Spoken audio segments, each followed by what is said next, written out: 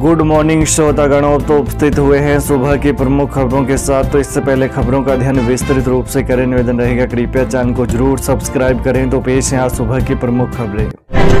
समय से एसीआर जमा नहीं करवाने वाले अधिकारियों की रोकेगी वार्षिक वेतन वृद्धि।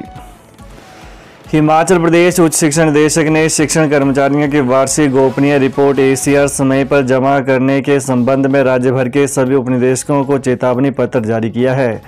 उन्होंने कहा कि वित्तीय वर्ष 2022-23 के लिए कई एसीआर जमा नहीं किए गए हैं। उन्होंने कहा कि जल्द से जल्द एसीआर जमा नहीं करवाने वाले डिफॉल्टर अधिकारियों की वार्षिक वेतन वृद्धि को रोक दिया जाएगा।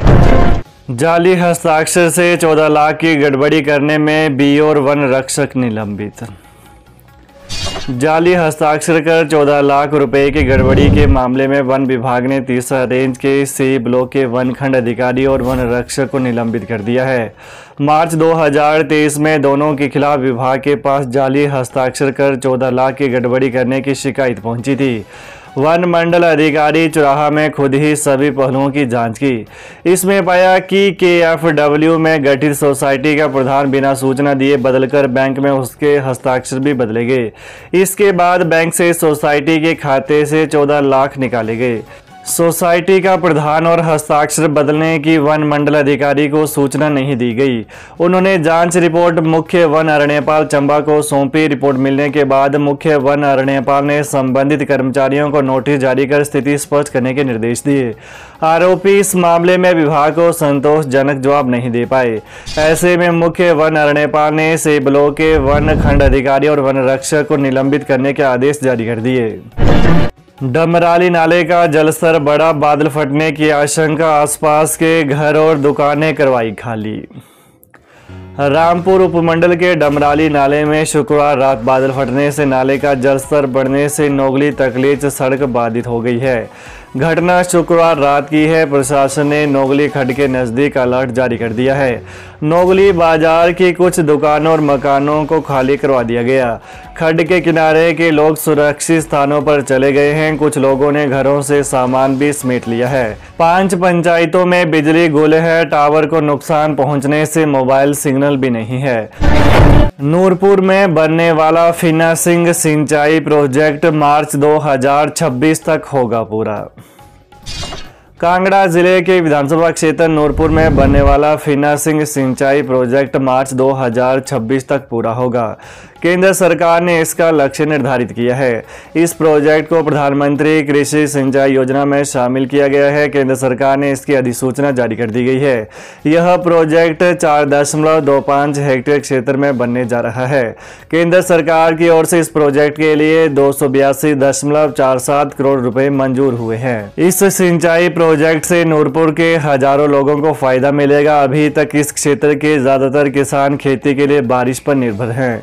सरकार की ओर से यहां बांध बनाया जा रहा है। इस बांध से 1.88 मेगावाट बिजली का उत्पादन होगा। बांध में अतिरिक्त पानी डालने के लिए डाइवर्सन वेयर, लिंक नहर, टनल और मुख्य नहर आदि के कार्य लगभग पूरे हो चुके हैं। आज 4 जिलों में बाढ़ का अलर्ट, 20 अगस्त तक रहेगा येलो अलर्ट। राज्य में आज 4 जिलों शिमला, चंबा, कांगड़ा व सिरमौर में बाढ़ आने का अलर्ट जारी किया गया है। जबकि येलो अलर्ट के बीच में पिछले कल सिर्फ राजधानी शिमला में ही हल्की बूंदाबांदी हुई, जबकि राज्य के अन्य हिस्सों में मौसम साफ रहा और कई दिनों बाद धूप खिली। मौसम विभाग के अनुसार 20 अगस्त तक हल्की से मध्यम वर्षा का येलो अलर्ट रहेगा, जबकि 21 अगस्त से मानसून रुख बदल सकता है। राज्य में पिछले 24 घंटों में कई स्थानों पर हल्की से मध्यम वर्षा हुई, जिसमें डलहौजी, बैजनाथ व पालमपुर में सबसे अधिक 6 सेंटीमीटर वर्षा रिकॉर्ड की गई। मानसून ट्रफ के पूर्व दक्षिण पूर्व की ओर से बंगाल की खाड़ी के पूर्व मध्य तक जाने से अब हिमाचल में मानसून ढीला पड़ने लगा है। पटवारी कानूनगो संघ का यू टर्न, नहीं तोड़ी हड़ताल। राज्य पटवारी और कानूनगो संघ ने महज 24 घंटे में यू टर्न ले लिया है।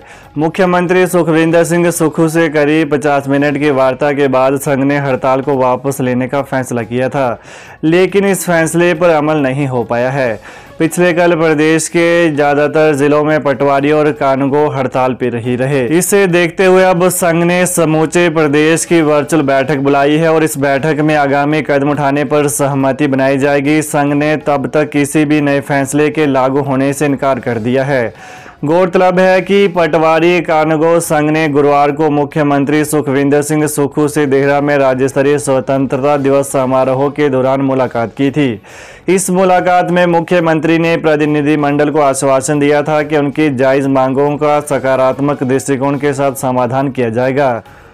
मुख्यमंत्री ने कहा कि पटवारी और कानूनगो का राज्य कैडर किया जाना सरकार का नीतिगत फैसला है। उन्होंने पटवारी और कानूनगो से सरकार की इस पहल में सहयोग करने को कहा।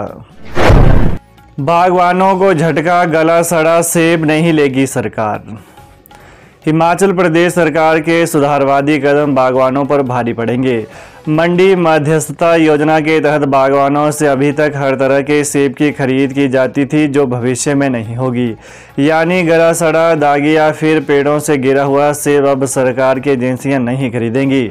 मंडी मध्यस्थता योजना के तहत 28 नए नियम लागू कर दिए गए हैं, जिनके मुताबिक ही अब खरीद की जाएगी। इससे प्रदेश के बागवानों को बड़ा झटका लगेगा, जो 12 रुपये प्रति किलो की दर से HPMC या हिमफेड को अपना सेब बेच देते थे।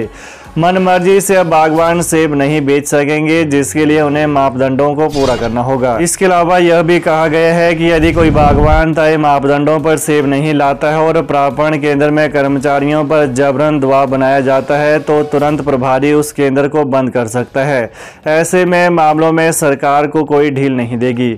अब नए फैसले के अनुसार सरकारी एजेंसियां सेब खरीदेंगी, जिसमें सेब की खरीद कम होगी और सरकार का ज़्यादा पैसा भी नहीं लगेगा। आयुष विभाग में जल्द दूर होगी वेतन विसंगति। स्वतंत्रता दिवस पर ध्वजारोहण समारोह के लिए आयुष एवं खेल मंत्री यादविंद्र गोमा बिलासपुर में उपस्थित रहे। इस मौके की पूर्व संध्या पर हिमाचल आयुष चिकित्सा अधिकारी संघ ने डॉक्टर संजय गुलेरिया की अध्यक्षता में मंत्री से मुलाकात कर स्वतंत्रता दिवस की बधाई दी। साथ ही आयुर्वेद के उत्थान प्रचार प्रसार के लिए किए जा रहे प्रयासों से अवगत कराया। श्री गोमा ने आयुष चिकित्सा अधिकारियों के प्रयासों की सराहना की और आयुर्वेद के क्षेत्र में और अधिक कार्य करने के लिए प्रोत्साहित किया। इसके अतिरिक्त विभाग में काफी समय से लंबित पड़े विभिन्न विषयों पर चर्चा हुई, जिसमें वेतन विसंगति और SDA-MO की प्रमोशन पर वार्ता हुई। गोमा ने संघ को अवगत कराया कि सभी समस्याओं पर गंभीरता से कार्य कर रहे हैं और संबंधित अधिकारियों को तुरंत कार्रवाई के आदेश दिए जा चुके हैं। नहीं बढ़ेगी क्लास 4 की रिटायरमेंट एज, सुप्रीम कोर्ट जाएगी प्रदेश सरकार। हिमाचल हाईकोर्ट के आदेश के बावजूद हिमाचल में चतुर्थ श्रेणी कर्मचारियों की रिटायरमेंट एज नहीं बढ़ेगी। हिमाचल सरकार ने इस फैसले के खिलाफ सुप्रीम कोर्ट जाने का फैसला लिया है। शिक्षा विभाग को सत्या देवी बनाम हिमाचल सरकार केस में स्पेशल लीव पिटीशन दायर करने के निर्देश दिए गए हैं। हिमाचल में वर्ष 2001 के बाद नियुक्त क्लास 4 सरकारी कर्मचारी 58 साल के बाद रिटायर हो रहे हैं, जबकि इससे पहले के कर्मचारी 60 साल में रिटायर हो रहे हैं। हिमाचल हाईकोर्ट ने मई 2024 में दिए फैसले में सभी को 60 साल में रिटायर करने को कहा था। इस बारे में दायर 112 याचिकाओं का एक साथ निपटारा करते हुए हाईकोर्ट ने 21 फरवरी 2018 को राज्य सरकार की तरफ से जारी उस अधिसूचना को भी रद्द कर दिया था, जिसमें यह व्यवस्था दी गई थी कि 10 मई 2001 के बाद नियुक्त चतुर्थ श्रेणी कर्मियों को 58 वर्ष की आयु पूरी करने के बाद रिटायर किया जाएगा। तो ये रहा सुबह की प्रमुख खबरों का आज का विश्लेषण। तो ताज़ा खबरों को जानने के लिए कृपया चैनल को अभी सब्सक्राइब करें। धन्यवाद।